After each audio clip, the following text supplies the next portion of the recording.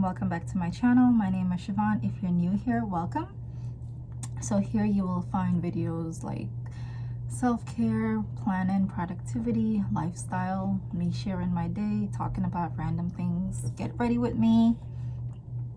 So basically a little bit of everything. And this is my channel to just express myself, to share things a little bit more in depth versus on Instagram. So we're going to talk about life as an influencer, the good and the bad, my experience, and no real format, just a little chat. So I'm having some hot cocoa with a whipped cream and my little spoon from Amazon. So first thing, a sip of hot cocoa.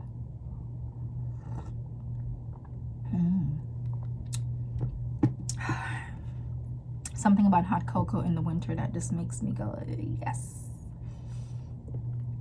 I should have used a straw because I don't want to get my teeth dirty. So, influencer, the term being taken as a joke, I hate. A lot of people look down on this title. It's kind of like a discredited title. I refer to myself as a content creator or a marketing strategist. You know, with my Jamaican tongue, I can't say it, but I usually call myself a content creator. People think that there's no value in the term influencer and what we do. They just take it so lucrative, and I hate that. I absolutely hate that, because there's a lot of work that goes into what we do on a day-to-day basis, creating content, entertaining people on the internet for free, entertaining people that don't like us, working against an algorithm, taking the right pictures, finding the lighting, editing. It's a lot of work. And even though a lot of my content on Instagram is not branded content, I post a lot. I love posting. I love sharing things. That's why I started my page. It was to create connections, and I have lots of connections over there. And it eventually turned into a business. I have a legitimate business, This Well Planned Life LLC. And I do make money from it that I do support my family with. It is a major part of our budgeting.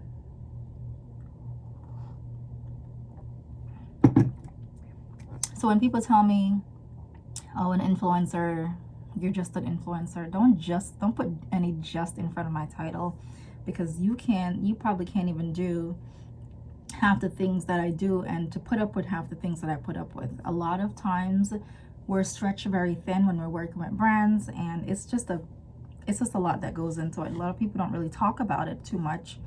They just look at the pictures and just post it and just feel like, you know, that's it. Take a picture, edit, post. There is a whole lot of work. First thing is, well, I spoke about that. People discrediting, you know, what we do and things like that. And you know how many times I've posted things online and I get probably 100 messages asking me for tips and all these things. So what I do is valuable, and people just need to stay in their lane and just not judge. Like, you don't judge someone because of their career. It's not like we're doing anything bad. It's a legit career. The next thing is, like, our brains never stop working. I want to get out of this mode where I'm not thinking about creating content. I'm not thinking about content ideas. I just want to enjoy social media sometimes and just have fun and not thinking, oh, I can make a video of this. I don't know what it is, but there's like something in my head. This is always going on and on. The creative mode. Sometimes I go on Instagram and TikTok, look up trends. Depending on the trends, I don't really like jumping on certain trends, because I feel like if it's too much, then I don't do it. I try to stay away and do my own thing, do my own videos. I may use some of the trending sounds because that seems to be what is like the thing.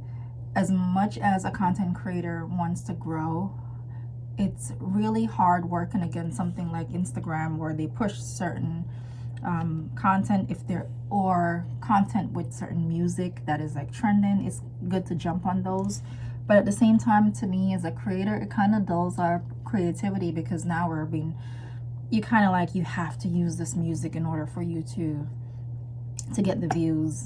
So that's a sucky part about this whole thing. So you have to kind of decide to not let things like that affect you.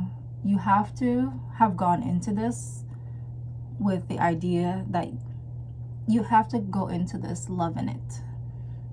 If you go into it for the sake of just jumping and making money and getting 100,000 followers, you're going to set yourself up for failure, because it doesn't happen overnight. It takes a little time, and you have to be okay with the times when you're not growing, when you're not making money, because money does not come all the time in this industry. Everything is basically sporadic. Sometimes I may have 5-6 campaigns in 1 month, and I may have 2 campaigns in 1 month. So there was some level of consistency, but from a perspective of doing this as a career and relying 100% on this for income, you have to be really good with math. You have to be really good with budgeting, because you may do a campaign in January. The campaign may run from January to March, and you get paid a net 30, which is 30 days after the campaign ends, which will be April, or a net 60, which will be May. So you have to know that this work that I'm doing in January, I'm not going to see this money until April, May sometimes. Some brands are quick to pay you maybe a net 15 days. It's not a lot. So that's where a big struggle comes in with being a creator. You may get $20,000 in 1 month from all the work you've been doing. The next month you get $500. So you have to be really good with budgeting, because it's not a consistent, you get a check every week like a 9-to-5 job, or every 2 weeks, or every month. In my case, my 9-to-5 pays me every month. It takes a lot of discipline. So I feel like for me, having a 9-to-5 job that pays me once a month is actually kind of preparing me and setting me up to, if I ever decide to do this full time and getting paid sporadically. So this is why for the past 1.5 years I've been paying off pretty much all our debt, and it's with my branded content work. So there's this job, it's a legit job. Like, don't sleep on it. So the next thing I want to talk about is just being on your own. Like, I feel it's a very lonely space, because a lot of creators don't share resources. They don't share tips. You may ask, like, how much do you charge for something? They will make up a number. They will lie, or they don't tell you, or they just ignore your message. That has happened to me quite a few times.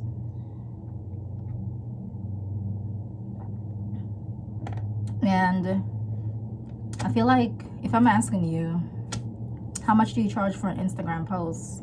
You read my message and you just leave it. I'm like, what if I'm charging more than you are? I could potentially help you. It doesn't mean that you're charging more and you're trying to hold out for me making that. You could be charging less than I'm charging, and then we share this information and we benefit from each other. There is none of that. People are so stingy with it. Like, okay, if you tell me you charge a certain amount, that's not what is that going to do? I'm not taking nothing from you.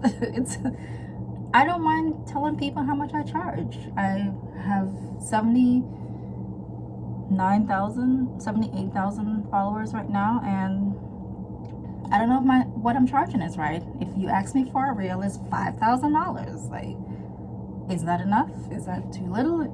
Could I charge more? I don't know, because there really isn't nothing out there to tell you. There's no one. I don't need someone to hold my hand, but there is no glass door for being an influencer. Hey, if you have this amount, you charge this. There is this one BS chart out there that tells you to charge 100 per every 10,000. And that's the biggest crap. So for a long time, I really lowballed myself, and I saw that a lot in 2021. So with this being out there on your own, you're going to learn a lot on your own. And then when you learn, that information to you is going to be more precious because you took the time out to learn. So let me just pull up my 2021 income tracker to show you. I started doing my research like the third month into 2021 about payments and stuff like that. What to charge, terms to charge for while having a contract and everything. And mid 2021 was when I got my biggest campaign ever, and this was with Microsoft. And I was shocked. They offered $9,000. It was a combination of like picture, video, couple posts, and prior to that, this is what I was charging: $1,000, $1,200, $3,000, $1,000, $700, $700, $500, $700, $850, $1,000, $750, $1,400, $900, $1,100, $700, $850, $600. The same year, from literally 1 month to the other, because I didn't know. There's no real resource out there. You're literally on your own. And then after Microsoft paid me that, listen, you can't tell me anything. Like my rates, I base my rates based off that. And the more and more brands started to pay me, the more and more I started to raise my rates, because I realized that there's going to be brands that's going to pay you what you ask for, and they do have the budget, they do have the money. So with Microsoft being that stepping stone for me, I kind of learned a few things after that. And then after that, my campaigns were like 8,000, 6,000, 16,000, 15,000, 20,000, from 1,500, and all because I just didn't know. And I used to reach out to this goes into my next thing, you know, this mean, not really mean girl behavior, but it's kind of like shysty. I call it shysty girl behavior because it's actually mean. Someone asks you a question, and even if you don't want to say, just be like, oh, I'm not comfortable, just don't leave me on red.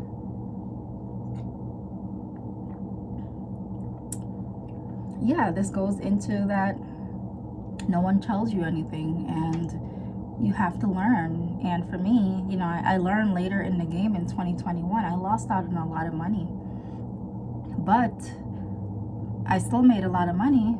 So, you know, I look at it, you know, glass half full. I mean, I'm almost a little less than half, but you have to really sit down, read the terms of these agreements really good, because I didn't know that at one point. I didn't know that if they want to own your content for like a year or 6 months, that's a lot of money you can charge them, and I did not know that. So there was really no resource. You're really lonely and just figuring it out on your own. A lot of girls or guys, haven't reached out to any guys, but they don't really tell you anything. I feel like there's like this invisible competition out there. No one really talk about it. And in addition to that, there's also the copycats all day. Like I will make content, and is my lace lifting up? I will make content, and someone that follows me, this is speaking from experience, make content, someone follows me, then I see that they made that same content. I understand ideas, more than one person can have, you know, similar ideas, but this was my reel. This is my exact thing that you copied. You didn't like my reel, but you made your own, and you didn't even give credit. So there's a lot of copycatting out there. It's so much. This can break you. You know, if you let a lot of the things get to you that's on social media, you will not want to be in this. You know, you argue with people all day about credits. People steal your content every day. people follow you just to steal your content. Don't like anything that you have and then recreate whatever you're making, because a lot of people don't have any imagination. There's no originality in a lot of people's on their pages. Everything is copied from somewhere else, and it sucks that they're getting by like that. They're getting paid by brands for copied content because they have no personality.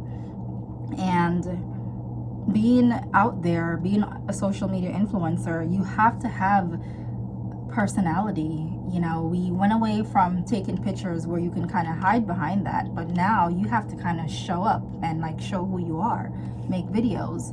A lot of people weren't good with that, so what's the next best thing to do is copy from other people.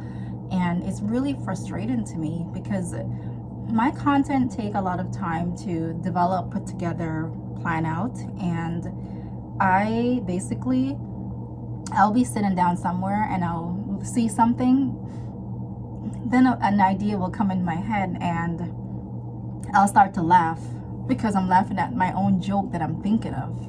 And if I can start to chuckle at it, I'm like, okay, I'm gonna make this video because y'all are gonna laugh at this too.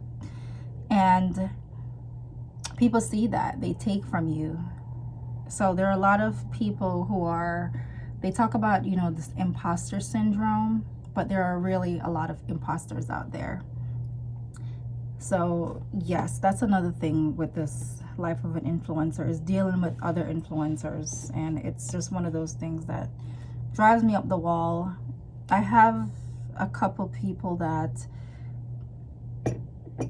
I can't really say I have any close influencer type people in my circle, or friends or associates. I feel like it's all competition, all jealousy. What I'm doing is not going to affect your money, and what you're doing is not going to affect my money. I feel that we can help each other more, but we fight against each other, and we don't want to share information, and we end up hurting each other.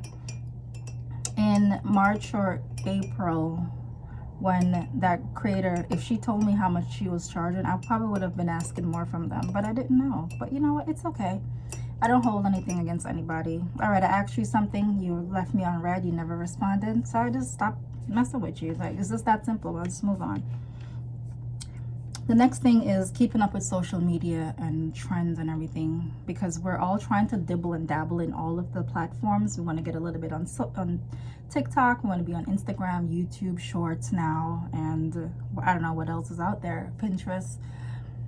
So keeping up with social media is itself a full-time job, because you watch videos, and I watch videos to see what's out there and to hear audios that I like. If someone shares a video with an audio doing something specific, and I have a totally separate scenario that I can do with that audio, I will do it. But I'm not going to do exactly what you're doing, because that's not my work, that's not me, that's not my personality. It has to match me. You all watch my videos on Instagram. You see I'm a very down-to-earth, I love to laugh.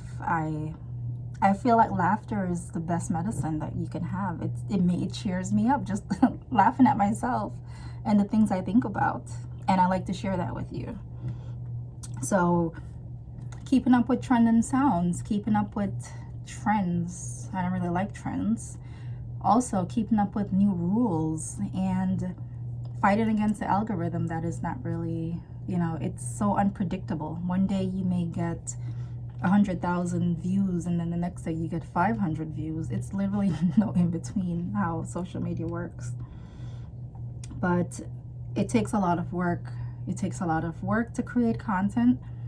You have to have the dedication and the time to do it. A lot of people ask me, how do I manage social media, a full-time job, my health condition, and just basic life? And sometimes when you're working towards something and you know that in the end it's going to be good.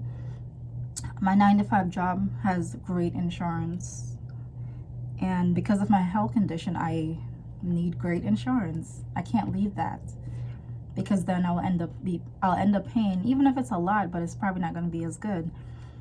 And the social media aspect, this well-planned life, is what's getting us debt free. I had a lot of medical bills, like years of medical bills that we had charged on our credit cards because of I had like a couple of procedures.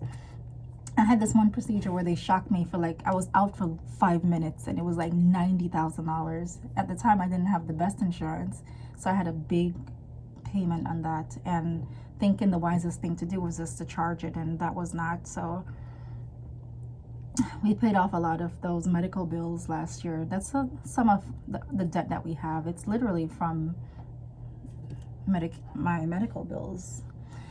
So this well-planned life deals with all of that debt, and eventually this year I'm gonna be debt-free this year. I'm working on 2 major campaigns that have paid me the most money that I've ever made. $25,000 for one, $20,000 for the other, and that's the most money that I've ever made so far. And that's a combination of a couple posts, more than one. So it's not just like one picture, it's like 2 or 3.